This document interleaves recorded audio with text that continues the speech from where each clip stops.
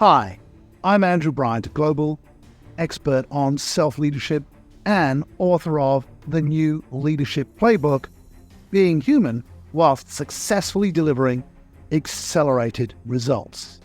In the new Leadership Playbook, the first principle is self-leadership comes first. And in the show today, we will discuss why you need to know the difference between healthy and unhealthy ego. We explore why self-awareness comes the moment you catch your inner dialogue and you don't know what you're saying, you don't like what you're saying to yourself. And finally, we're going to be covering how to give effective feedback even when people don't want to take accountability. That and so much more. Stay tuned. Congratulations! You are tuned into Dov Baron's Leadership and Loyalty Show, the #1 podcast for Fortune 500 executives and those who are dedicated to creating a quantum leap in leadership. Your host, Dov Baron. He's an executive mentor to leaders like you. Dov Baron is an international business speaker who was named by Inc. magazine as one of the top 100 leadership speakers to hire. Now, over to Dov Baron. Welcome, dear friends, fans, and fellow aficionados of leadership excellence. Thank you for joining us on this episode of the Leadership and Loyalty Podcast. Some news for you coming up and some other news you're going to have to wait for.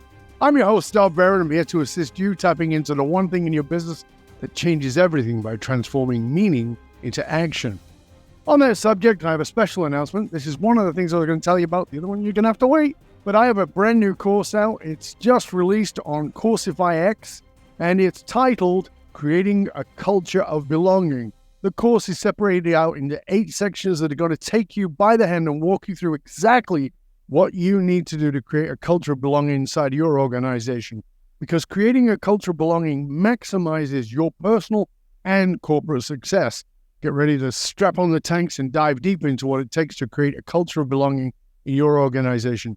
Curious to know more? Simply go to CoursiFyX.com/belonging. That's CoursiFyX.com/belonging. All right, on today's show, we have talked many times about the fact that if you're doing leadership the way you used to do it, you're pretty much a dinosaur looking up at the approaching comet and saying, it'll be fine. We're all aware that screaming demands at our people isn't going to fly anymore, and that's where a lot of leaders kind of get stuck. They know the old won't work, but what will? Is there a playbook that we can walk through, not only to lead others, but more importantly, to lead ourselves in these, quote, turbulent times? Well, there is indeed a specific playbook, and over the next 2 episodes, I'm going to sit down with the men who wrote the new Leadership Playbook, and we're going to dive into being human while successfully delivering accelerated results. More on that in a moment. Before we dive in, as always, we need your help in staying relevant. Please do us a favor, get over to wherever it is you tune into podcasts from, and do us a favor, rate, review, and subscribe to the show. It really matters. It makes a huge difference, and we really appreciate it. If you are a regular listener, big thank you to you for making us the #1 podcast globally for Fortune 500 listeners, and we're honored and grateful to be cited by Inc.com as the #1 podcast to make you a better leader. All right, let's dive in. If you've considered yourself to be an extrovert, you may think that this next question is a pretty easy one. The question is, how do you start a conversation? However, more specifically, how do you start a one-to-one uncomfortable conversation? Or better still, how do you start a one-to-many conversation? Like I said earlier, leadership has gone through some dramatic shifts, but unfortunately, many leaders haven't. The best leaders understand that they need a playbook.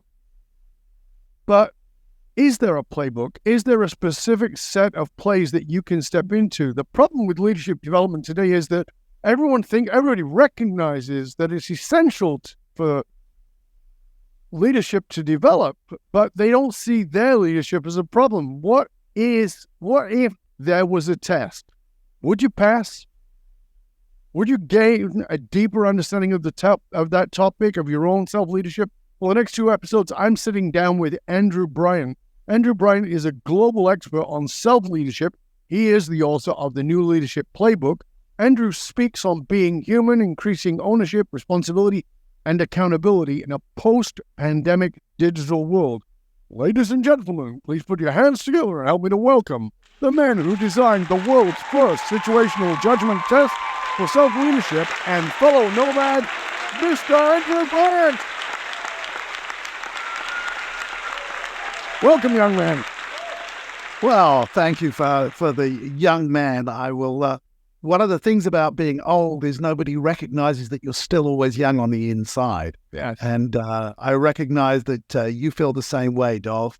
So thanks for having me on. I look forward to the conversation. I think we're going to have a great conversation. I really enjoyed our previous conversation, of course, not recorded, but I want to start here because I start all my shows this way. I think it's something that is so often brushed over. We're very future-oriented in leadership, and I understand that. I'm not saying that's bad, but I also truly believe that until we look back, we don't own the power that we have to move forward.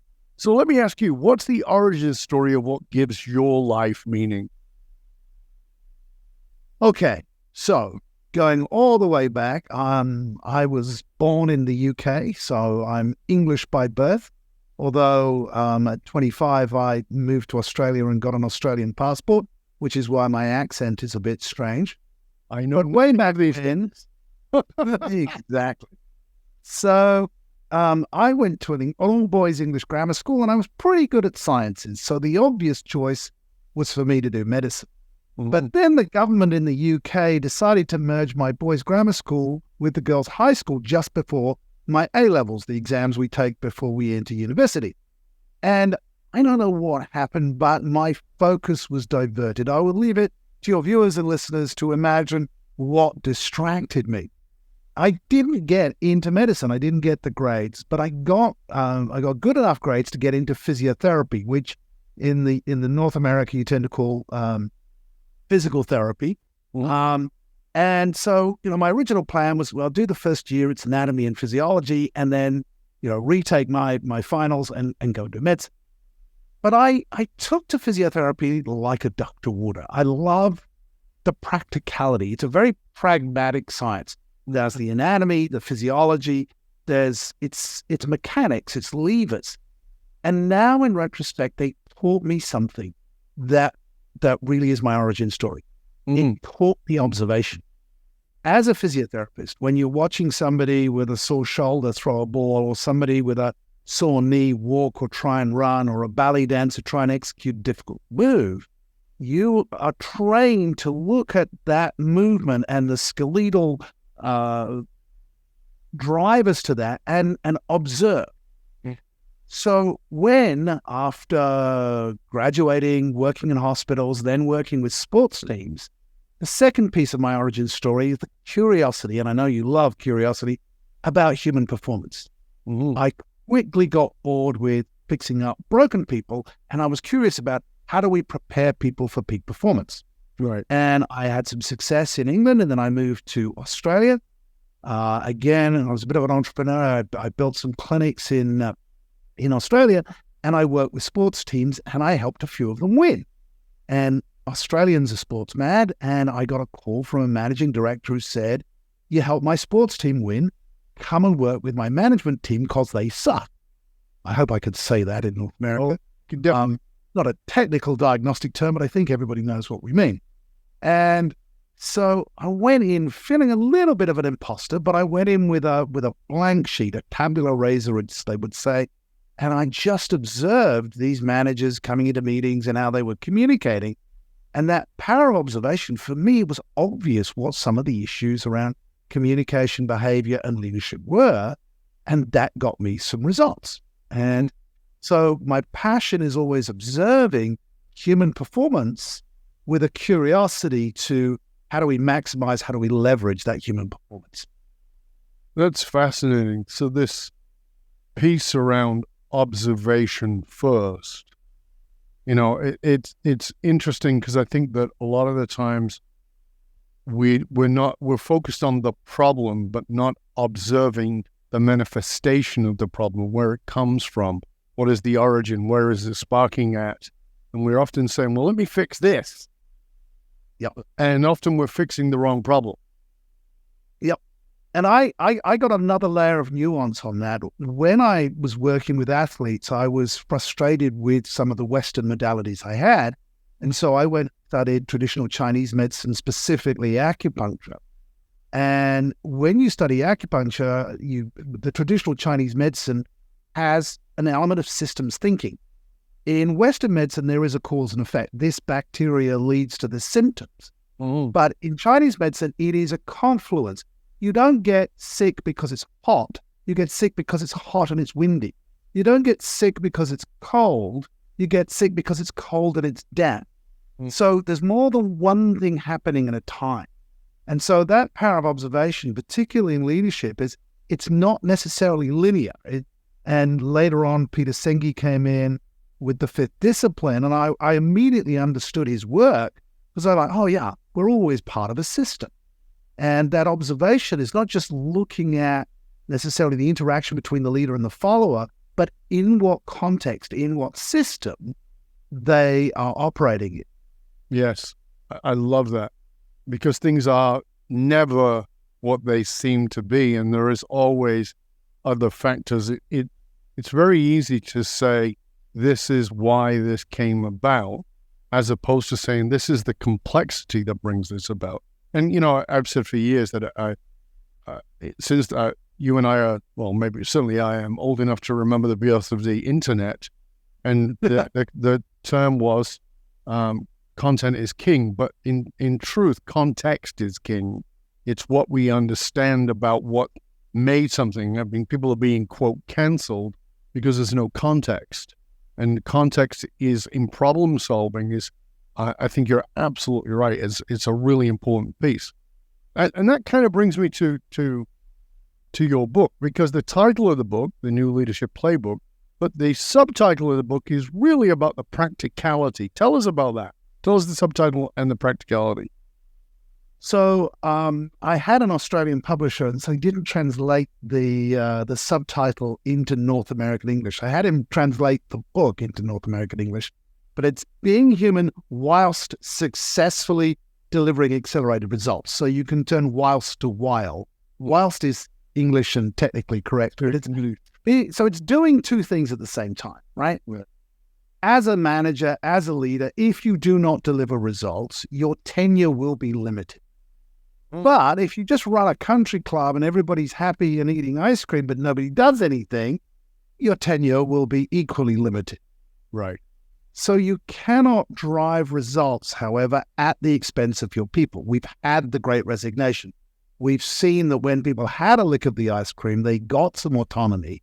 And then we said, no, you've got to come back to work. You've got to come back to your cubicle, regardless of the fact that your team is all over the world. We want you back in the cubicle so we can micromanage you.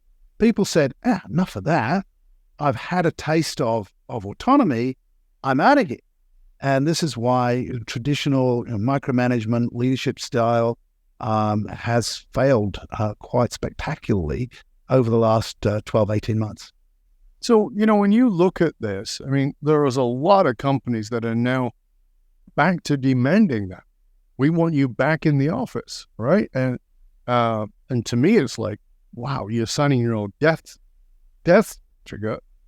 What's your thoughts on that in the context of what you've written about this call to bring people back into the office when we know, in fact, that most people are more productive from home? Well, I think it's context. It's not an either-or situation. I think there has been a great opportunity, and some companies took it on board, to reinvent the office. Yeah. Right. The classic model, which really comes from the 1900s, really, the production line, and understand that the office is a place of coming together for communication and creativity, collaboration. Mm-hmm. It's not necessary for a whole bunch of other tasks. So it's designing the office for the things that work really well when we come together. Right. So I'm not an advocate of, we all work from home forever, and that's just not sustainable. And there's a lot of businesses, you physically have to be in the room to make things happen. Sure. And we know that even with all of the digital tools and the collaboration tools, they do work. However, there's something magical when the chemistry's there and people in the room and they've had one too many coffees and somebody comes up with a great idea and somebody runs with it. Those things are brilliant, right? Yeah. So I think the idea is to rethink the office, not think of it in the same rigid terms. We've got to clock you in at 9 o'clock and we've got to clock you out at 5:30 or 6 o'clock and we've got to make sure you sat your cubicle. That's not what productivity and efficiency is. No. As a human being, what's important to you to contribute in alignment with this company's objectives and outcomes. And that's the key because, the company is not, as I mentioned, it's not a social club. It's not a country club. It's not about you just having a good time. It is an environment for you to be productive towards an objective.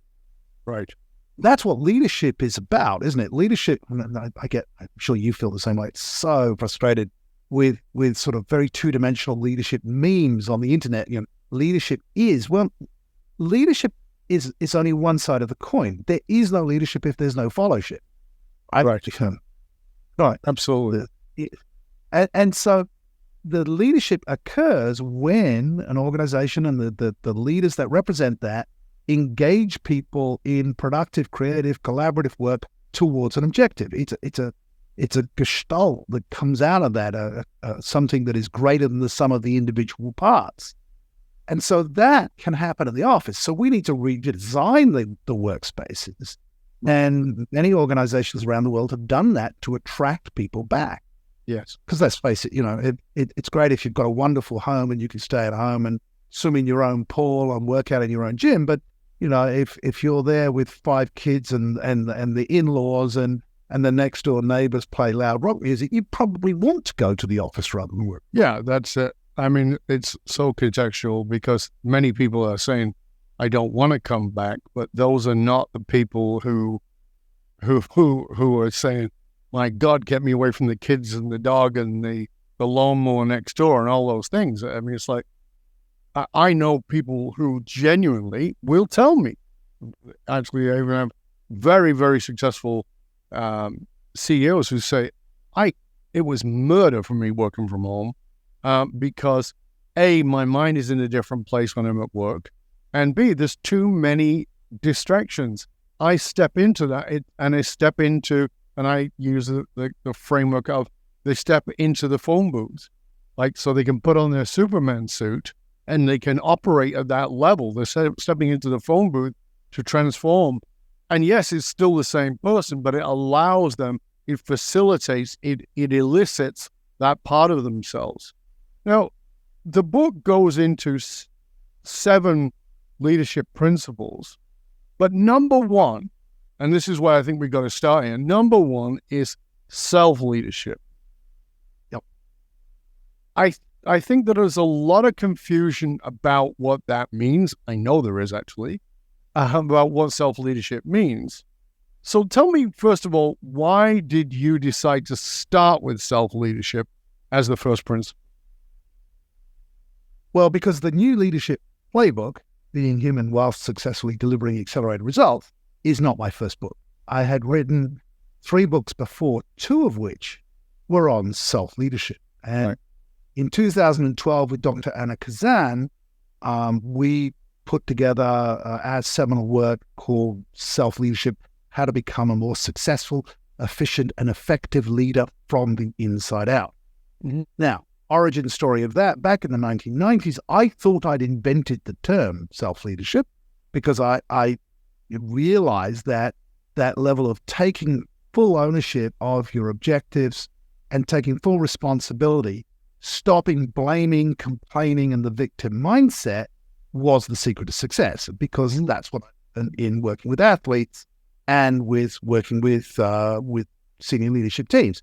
The ones that had been successful had taken that 100% ownership, and the ones that weren't were finding somebody else to blame. Yes. So I thought I'd invented it, but when I was contacted by Dr. Anna Kazan, who'd done a PhD in the US, and she'd read some of my articles and said, hey, love your work on self-leadership. And we chatted. And I said, well, hey, I'm halfway through a book, but I'm kind of stuck with the statistics and analysis of the research. And she said, well, I love research and statistics. We wrote that book together, collaborated. We've never physically, to this day, never physically met. She's in Brazil. She's in Sao Paulo. I've been to Brazil a couple of times, but never made it to Sao Paulo. I always go to Rio because that's where my wife is from. And so we collaborated on that book. Now, what we discovered is that in 1987, there was a gentleman by the name of Charles Mance who had coined this term self-leadership. Mm-hmm. But if you think about it, the term goes way back to Epictetus and Lao Tzu, mastering others is power, but mastering yourself is true strength. So the philosophy, the Stoic philosophy of self-leadership goes back all the way. And it's grounded in logotherapy with Dr. Viktor Frankl in his book, Man's Search for Meaning. So the concept's not new, but what's the application? So our 2012 book defined self-leadership as a practice, the practice of intentionally influencing your thinking, feeling, and actions toward your objectives. And if you bear with me, to really unpack that, yes. it is a daily practice, right? So, I've written 2 books on self-leadership. I practice, well, actually 3 now if you include the new Leadership Playbook. And, I practice self-leadership in so many areas of my life, but I still have a moment where I will, lose it.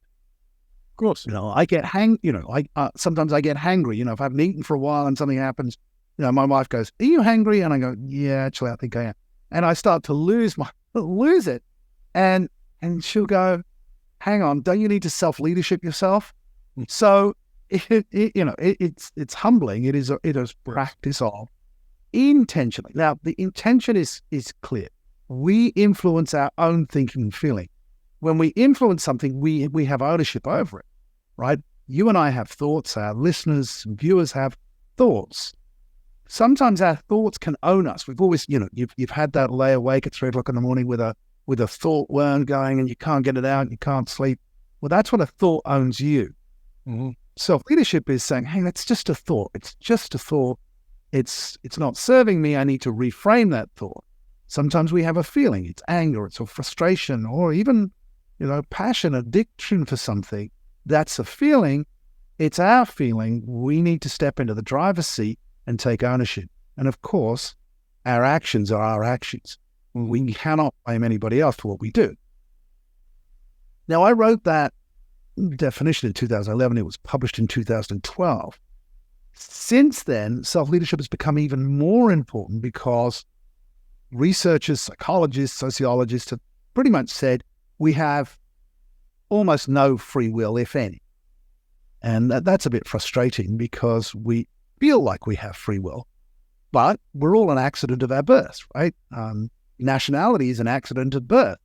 I'm British by birth, and I travel the world, speak to audiences. If I'm in Singapore, I say, "Who's proud to be Singaporean?" And they all put their hands up. And if I'm in America, I'd say, "Who's proud to be American?" Everybody puts their hand up.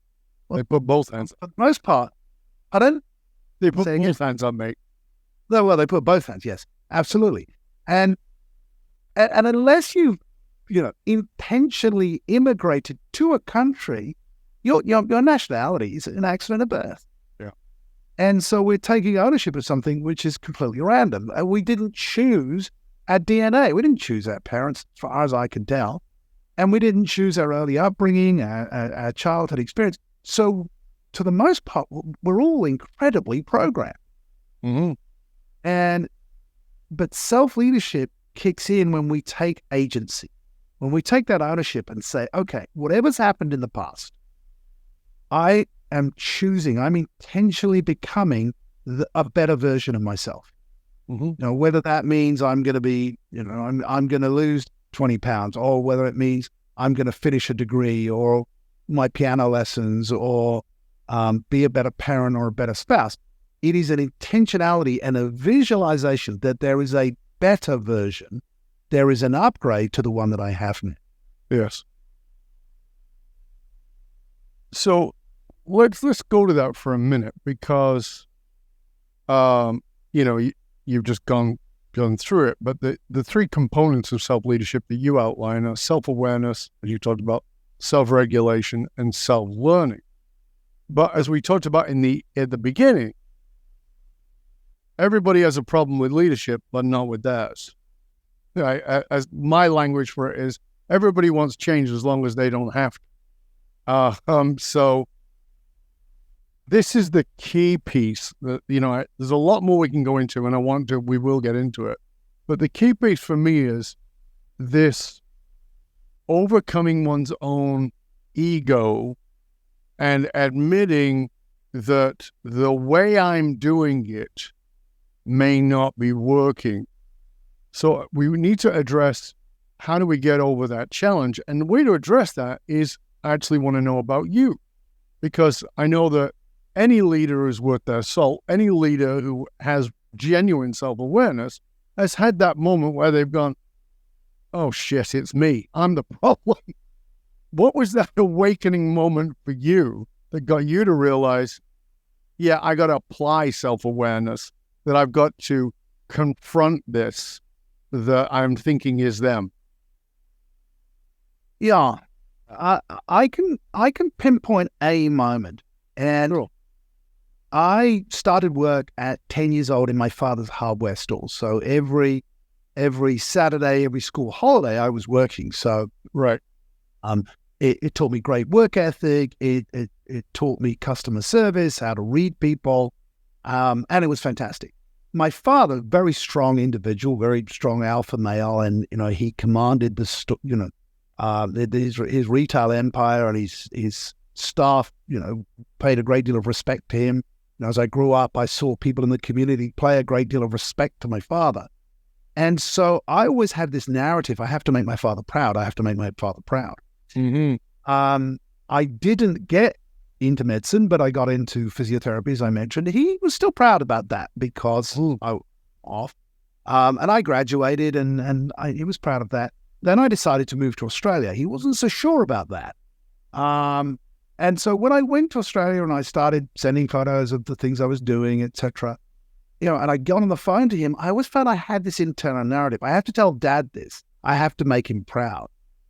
And it was the wake up that I was running this narrative in my head, that I was playing to an invisible audience, because Dad wasn't there. He was 12,000 miles away, and he wasn't there.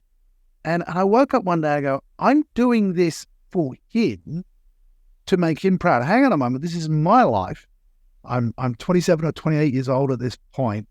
I need to make some decisions for what's important to me. Love Dad, right? But, I'd come to realize that, there were some things about him that weren't perfect. And suddenly it was for me. And whether he was proud of me or not, and I kind of knew he was, it didn't matter. Mm. And so I went on and I built a successful business, did a whole bunch of other things. When my father got ill and was in a hospice and ready to cross the Rainbow Bridge, I flew home to England, and I was with him on his bedside for a couple of weeks. And I remember him saying, son, I'm proud of you. And it was a lovely moment, and I'm very glad I got that. And I know a lot of people don't get it and spend the rest of their life like, I don't know whether I met this standard. But I didn't need it, because I'd already dealt with that. I'd already made that choice to live my life for me, not the audience of my father. So that for me was sort of the wake up. Then realizing I was playing it for me, when I didn't get the results I wanted, then I had to go, hang on, what's my part in this? Mm-hmm. Right? That didn't work out. What's my part in this? What did I miss? And that's terrifying, because you've got nobody else to blame. But I began to live my life that way, and I enjoyed the ups and go, hang on a moment, I did that. Right. As Will Rogers, the famous American entrepreneur, said, if you've done it, it ain't bragging, right? I did that. Right. But when I screwed up, I did that too. Yes. It's like coming off alcohol, right? The highs are higher and the lows are lower, right? You've not numbed yourself to life anymore. You get it in full, vivid color. Mm-hmm. This is my part in what's happening. Now, we're going to go into part 2 of the conversation in a bit. Not there yet, but soon. And I want to talk about these 12 plays, these 12 conversations that you outlined very beautifully. And maybe we can even have time to touch on a few more of the 7 principles besides self-leadership. But I know from our conversation 2 years ago, you were given a bit of an awakening in your own life. Can you tell us a little bit about that?